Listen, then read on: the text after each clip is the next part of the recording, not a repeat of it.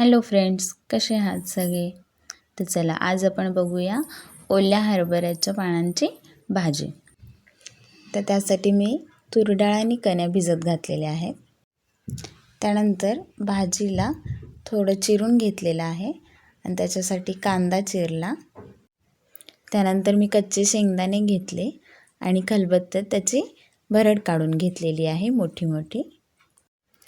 मग मी कढईमध्ये तेल घेतलं, त्याच्यामध्ये फोडणीसाठी मग मिरच्या घातल्या, लसूण घातला आणि मग कांदा घालून ते चांगलं परतवून घेतलं.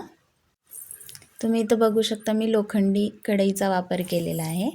पालेभाज्यांसाठी आपण ही कढई वापरली तर अतिउत्तम आहे. त्याच्यासोबत आपल्या शरीरामध्ये लोहसुद्धा जाईल. कांदा घालून झाल्यानंतर मग मी भाजी घालून घेतली आणि मग डाळ आणि कण्या घातल्या. मग त्याच्यामध्ये हळद आणि मीठ घालून पुन्हा एकदा भाजीला हलवून घेतलेलं आहे. भाजी परतवल्यानंतर मग मी त्याच्यामध्ये थोडं पाणी घालून ती शिजायला ठेवलेली आहे. तसं तर भाजी ही वाफेवर शिजू शकते, पण आपण ह्याच्यामध्ये डाळ घातलेली आहे, त्याच्यामुळे मग मी ह्याच्यामध्ये थोडं पाणी घातलं आणि मग ती डाळ शिजू दिलेली आहे.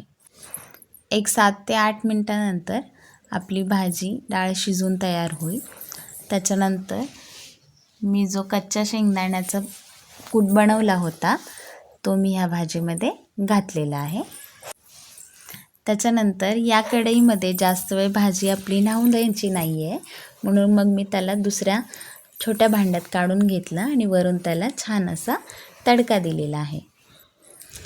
आपली भाजी तयार आहे. तर मग तुम्ही कधी बनवताय ही सीझनल भाजी मला नक्की सांगा आणि रेसिपी आवडल्यास चॅनलला लाईक, शेअर आणि सबस्क्राईब करा. थँक्यू. Bye bye.